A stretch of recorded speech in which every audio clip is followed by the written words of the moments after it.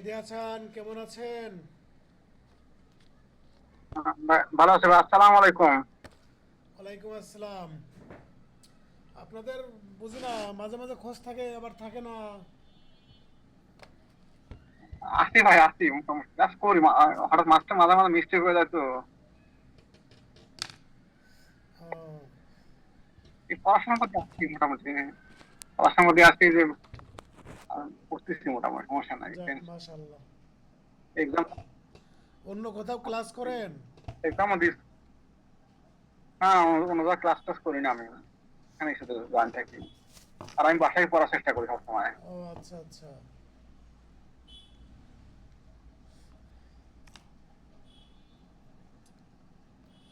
সাবিনা ভালো আছেন? আসসালামু আলাইকুম। আলহামদুলিল্লাহ, আপনি? আলহামদুলিল্লাহ ভালো আছি। আপনি তো অসুস্থ ছিলেন তাই না? আপনার কি জ্বর ঠান্ডা কমছে, সারছে? আছে, এই তো মাঝে মাঝে হয়ে যায় আবার কমে। আবহাওয়া পরিবর্তন। ও আচ্ছা আচ্ছা।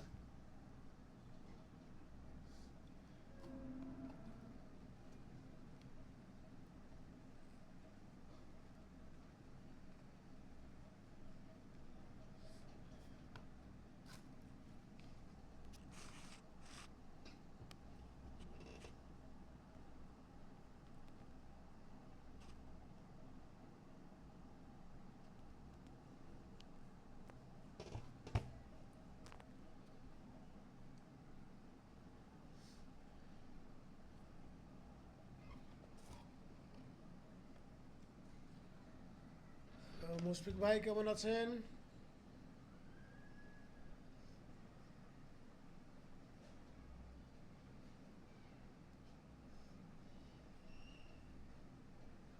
মুশফিক ভাই ভালো আছেন?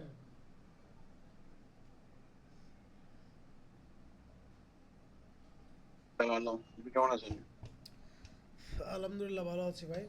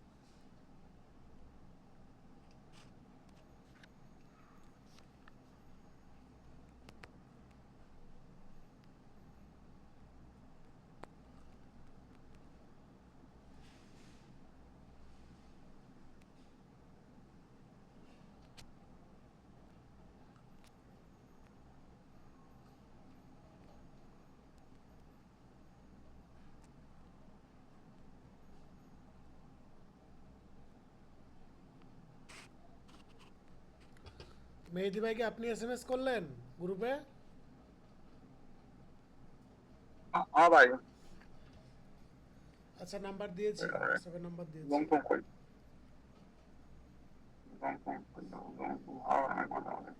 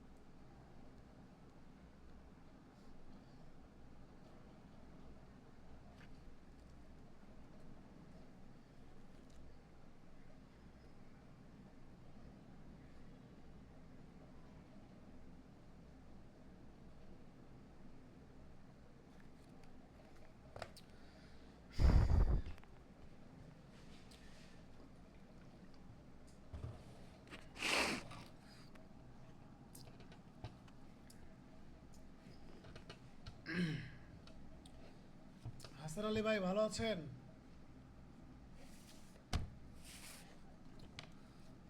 আচ্ছা, আপনারা ইতোমধ্যে কয়েকজন হয়তো জেনেছেন যে আপনাদের এই গ্রুপটা যেহেতু খুবই ইনঅ্যাক্টিভ হয়ে গেছে এখন, সো আমার যে অ্যাক্টিভ ব্যাচ আছে আপনাদের আমি আমার ওই অ্যাক্টিভ বেজে শিফট করব। অ্যাক্টিভ বেজে শিফট করব। সুতরাং আপনারা যারা আছেন আমাকে ওই অ্যাক্টিভ বেজের অ্যাড হওয়ার জন্য ফেসবুকের মেসেঞ্জারে আমাকে টেক্সট করবেন। আর ওই অ্যাক্টিভ বেজের সাথে আপনারা দেওয়ানি কার্যবিধি আর bar council order and rule এইটা পড়বেন। আর আপনাদের আমি এখানে যারা আছেন বা আরও দু একজন অ্যাড করে ফৌজদারি কার্যবিধিটা আমি আপনাদের সেপারেট করে পড়াবো। আপনাদের একসাথে দেওয়ানি কার্যবিধি এবং বার কাউন্সিল অর্ডার অ্যান্ড রুল এটা চলবে, আরেক সাইডে ফৌজদারি কার্যবিধিও চলবে। তবে ফৌজদারি কার্যবিধির আমি ক্লাস খুব কম নিব বলতে যেহেতু আপনাদের আরেকটা বেজের সাথে আমি শিফট করব, ওইটাকে মেন হিসাবেই করব। আর আপনাদের যে ফৌজদারি কার্যবিধির যে গ্যাপটা থাকবে এই গ্যাপটা আমি সেপারেট করে আমি পূরণ করে দিব, ঠিক আছে? সুতরাং আপনাদের এই অ্যানাউন্সটা আমি দিয়েছি। হাসান আলী ভাই আর মেহেদি হাসান ভাই আপনারা আমাকে ফেসবুকে মেসেঞ্জারে একটা নক দিয়ে রাখবেন। আর মুশফিক ভাই, সাবিনা, এই দুজনকে তো অ্যাড করেছি।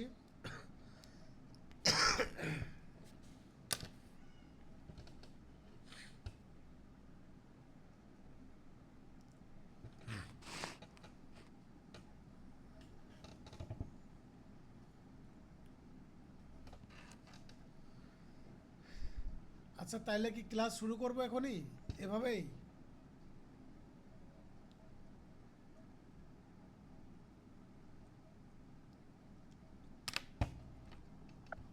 জি, শুরু করুন। ৮ বেজে গেছে, 10টা ৮। আর কত অপেক্ষা করবেন?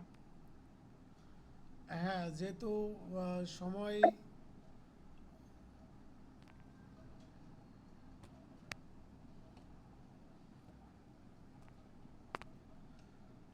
লেট হয়ে যাচ্ছে। আচ্ছা, আমরা ক্লাস শুরু করে দিই। আমরা আজকে ফৌজদারি কার্যবিধি শুরু করব। ফৌজদারি কার্যবিধি যেহেতু আপনাদের সেপারেট করে আমি পড়াচ্ছি, ফৌজদারি কার্যবিধির প্রথম ক্লাস।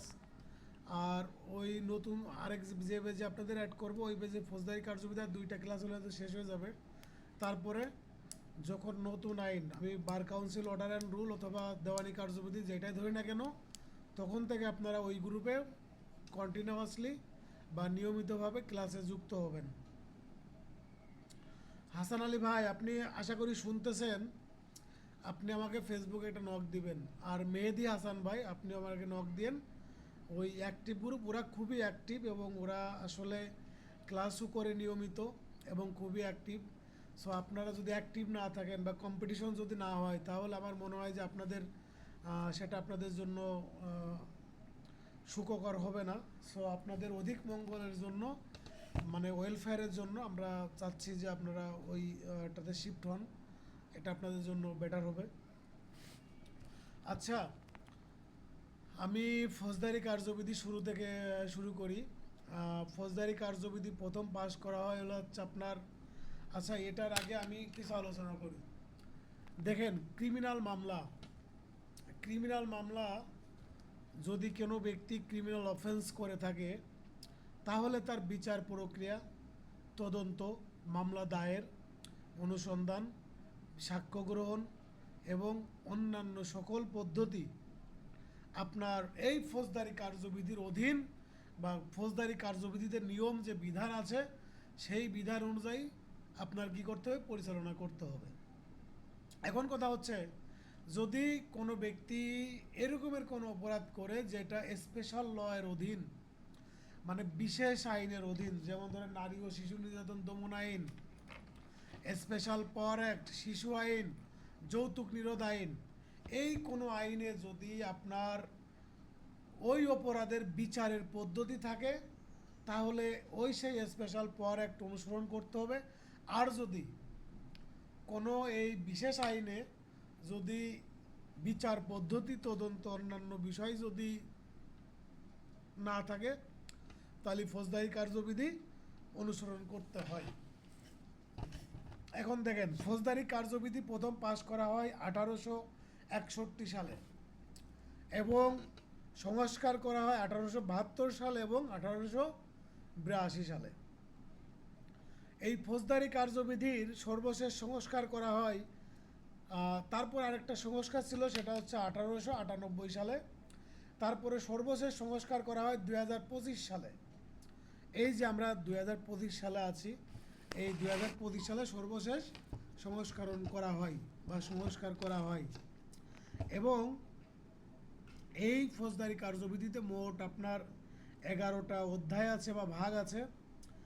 আপনার আইনটা কার্যকর করা হয় 1898 সালের 1 জুলাই থেকে এবং 1898 সালের এই ফৌজদারি কার্যবিধি 5 নম্বর আইন। আর এই ফৌজদারি কার্যবিধিটা হচ্ছে পদ্ধতিগত আইন বা এডজেক্টিভ ল বা প্রসিডিউরাল ল। আপনারা পদ্ধতিগত আইন কাকে বলে এটা জানেন আশা করি। মেহেদী হাসান ভাই বলেন তো পদ্ধতিগত আইন কাকে বলে? আসলে পদ্ধতিগত আইন আর সাবস্ট্যান্টিভ ল মানে পার্থক্য হচ্ছে কি, পদ্ধতিগত আইনের বিষয়টা হচ্ছে একটা পানিশমেন্ট, একটা বিচার, মামলা মোকদ্দমা শুরু থেকে একদম জাজমেন্ট পর্যন্ত প্রসিডিং দেওয়া হয়। আর সাবস্ট্যান্টিভ ল ক্ষেত্রে শুধুমাত্র পানিশমেন্ট দেওয়া থাকে, যেমন পেনাল কোড এছাড়া অপরাধের সংজ্ঞা দেওয়া থাকে আর হচ্ছে শাস্তি দেওয়া থাকে। এটা হচ্ছে সাবস্টেন্টিভ ল। রেমেডি, রেমেডি গুলো সরাসরি দেওয়া থাকে, শুধু রেমেডি গুলো এক্সিকিউশন করতে হবে, সে প্রসিডিং দেওয়া থাকে না। হ্যাঁ, ওটা দেওয়া থাকে না। এখানে এই সাবস্টেন্টিভ লতে দুইটা বিষয়কে মূল ফোকাসে নেওয়া আসা হয়। একটা হচ্ছে যে অপরাধকে সংজ্ঞায়িত করা এবং সেই অপরাধের শাস্তি। আচ্ছা, এই ফৌজদারি কার্যবিধিতে মোট 5টা তফসিল আছে। এই 5টা তফসিলের মধ্যে একটা তফসিল হচ্ছে বাতিল। তাহলে কার্যকর তফসিল আছে 4টা আর মোট ধারা হচ্ছে 565টা। আর এই ফৌজদারি কার্যবিধি আপনার তৈরি করেছেন বা প্রস্তুতকারক বা জনকু বলতে পারেন ডক্টর হোয়াইটলি স্টকস। ইনি হচ্ছেন এই সিআরপিসি বা ফৌজদারি কার্যবিধি প্রস্তুতকরণের যে আছে, যে ল কমিশন ছিল, এনার চেয়ারম্যান ছিলেন এবং এটা ফৌজদারি কার্যবিধির প্রস্তুতকারক বা আপনার এই জনকু বলতে পারেন। আচ্ছা, এবার আমি চলে যাব এই ফৌজদারি কার্যবিধির 4 ধারাতে। সংজ্ঞা মানে কোনটা তদন্ত কাকে বলে, জামিনযোগ্য কাকে বলে, জামিন অযোগ্য কাকে বলে, ... আচ্ছা, আমাদের এই ধারা 4-এ ফৌজদারি কার্যবিধির 4 ধারাতে অপরাধের বা বিভিন্ন বিচার পদ্ধতির এক একটা টার্মের সংজ্ঞা দেওয়া আছে বা কাকে বলে বলা আছে। সেক্ষেত্রে আপনার ফৌজদারি কার্যবিধির ধারা 4-এর 1-এর ক উপধারা, এখানে বলা আছে অ্যাটর্নি জেনারেল, আর 4-এর কতে বলা আছে আপনার অ্যাডভোকেট। এই দুইটা ভিতরে পড়ার দরকার নেই, শুধুমাত্র কত উপ অনুচ্ছেদে বলা আছে বা সংজ্ঞা দেওয়া আছে এইটুকু পড়বেন। তারপরে ফৌজদারি কার্যবিধির ধারা 4 উপধারা 1-এর খতে বলা আছে জামিনযোগ্য অপরাধ কাকে বলে আর জামিন অযোগ্য অপরাধ কাকে বলে। এখানে আপনারা খুব সহজেই যদি পরীক্ষাতে আসে তাহলে বলবেন ফৌজদারি কার্যবিধির 2য় তফসিলের 5ম কলামে যেই অপরাধগুলোকে জামিনযোগ্য বলা হয়েছে এবং যে অপরাধকে জামিন অযোগ্য বলা হয়েছে সেগুলো হচ্ছে জামিনযোগ্য অপরাধ এবং জামিন অযোগ্য অপরাধ। আপনাদের বোঝার সুবিধার্থে বা প্র্যাকটিসের ক্ষেত্রে আপনাদের কাজে লাগবে সেরকমভাবে আমি জেনারেল ওয়েতে বলছি। সেটা হচ্ছে যে জামিনযোগ্য অপরাধ সেটাই যেটা হচ্ছে যে পুলিশ আপনার ম্যাজিস্ট্রেটের অনুমতি ছাড়া তদন্ত করতে পারে না, ম্যাজিস্ট্রেটের অনুমতি ছাড়া তদন্ত করতে পারে না, এটা হচ্ছে জামিনযোগ্য। আর যেটা হচ্ছে জামিন অযোগ্য সেটা হচ্ছে ম্যাজিস্ট্রেট আপনার পুলিশ কর্মকর্তা বা এসআই ম্যাজিস্ট্রেটের অনুমতি ছাড়া কি করতে পারে? তদন্ত করতে পারে, তদন্ত করতে পারে। তাহলে এটা হচ্ছে যে জামিনযোগ্য এবং জামিন অযোগ্য ধারার, যদি আপনাদের পরীক্ষাতে আসে তাহলে কি উত্তর করবেন? যে ফৌজদারি কার্যবিধির দ্বিতীয় তফসিলের পঞ্চম কলামে যে অপরাধগুলোকে জামিনযোগ্য বলা হয়েছে সেটা জামিনযোগ্য অপরাধ, আর যে অপরাধকে জামিন অযোগ্য বলা হয়েছে সেটা জামিন অযোগ্য অপরাধ। এইবার এই ধারা 4-এর উপধারা 1-এর গতে বলতেছে চার্জ। দেখেন চার্জ কাকে বলে? আদালত কর্তৃক বিচার্য বিষয়সমূহ গঠন করাকে চার্জ বলা হয়। এই চার্জটা হচ্ছে কোনো একটা মামলা কয়েকটা প্রশ্নের উত্তরের উপর ডিপেন্ড করে যে এটা রায় ঘোষণা করা হবে। মানে এই রায় ঘোষণাতে আপনার আসামি দোষী হবে নাকি নির্দোষ হবে। যেমন ধরেন যে চার্জে উল্লেখ করলো বা যে আপনার এই মুশফিক সাবিনাকে আঘাত করেছে কিনা বাঁশ দিয়ে, এটা হচ্ছে একটা প্রশ্ন। আবার বলতেছে মুশফিক যখন আঘাত করেছে তখন মুশফিক সুস্থ ছিল কিনা, এটা হচ্ছে চার্জের আরেকটা বিষয়। এখন কোনো একটা মামলা দায়ের করার পরে বিচারক সর্বপ্রথম কি করবেন? হয় সমন দিবেন, নাই তদন্ত দিবেন, না হয় ওয়ারেন্ট ইস্যু করবেন। যদি কোনো মামলা আপনার সমন দেয় তাহলে বিচারক কি করবেন?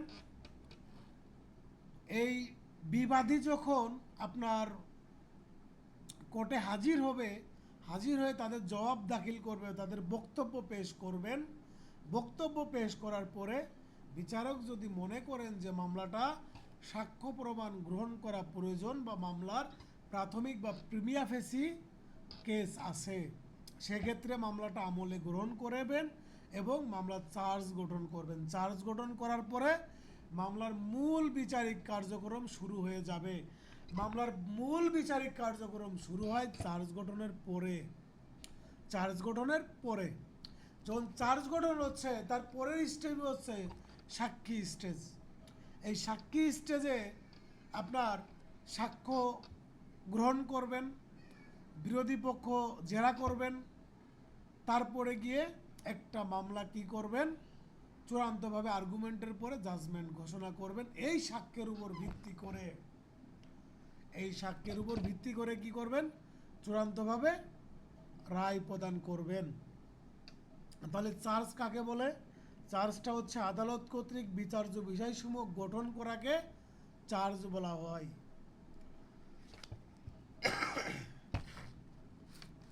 তারপরে দেখেন আমলযোগ্য অপরাধ,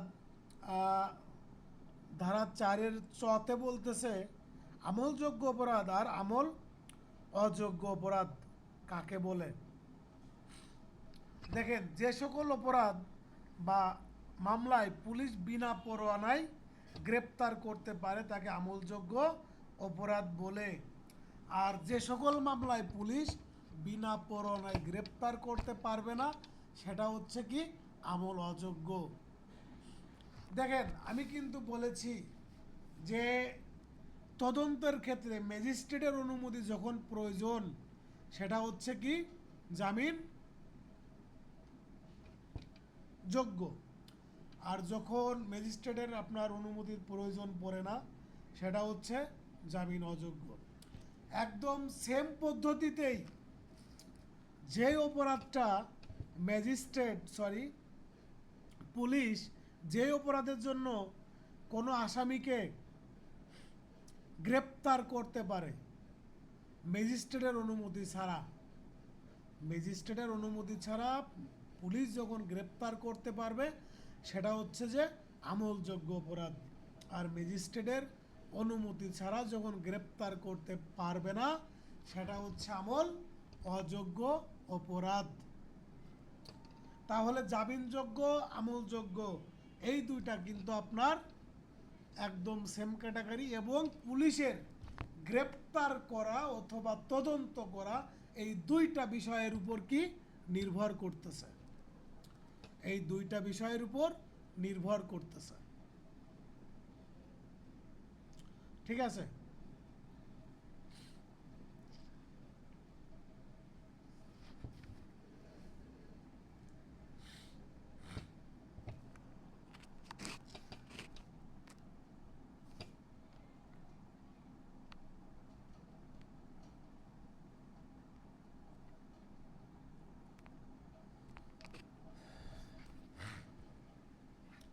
ফারহানা হক ভালো আছেন?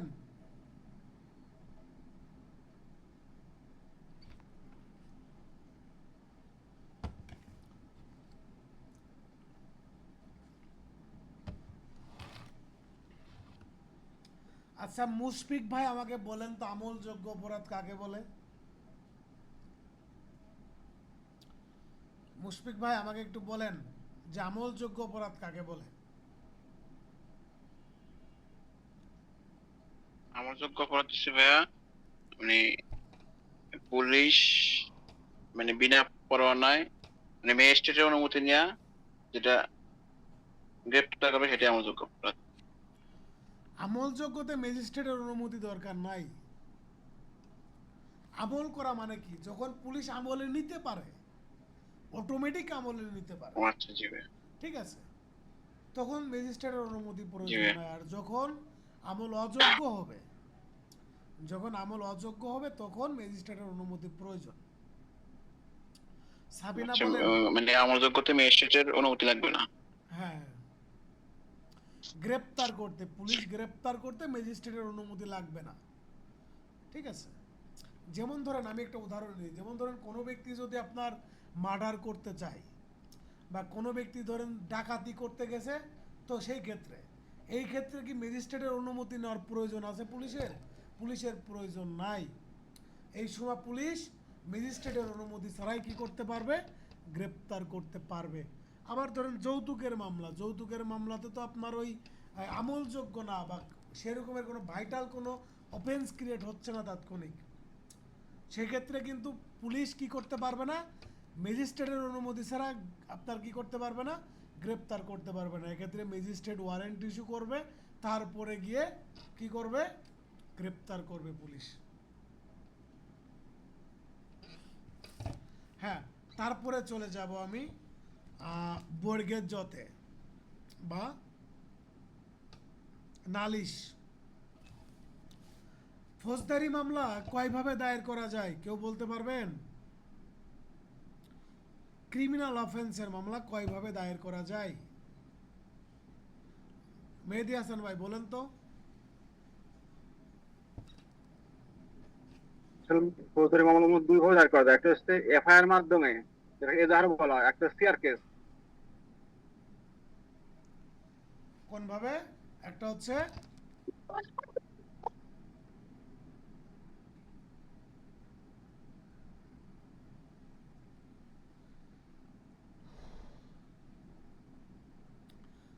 হ্যাঁ, আর কেউ বলবেন?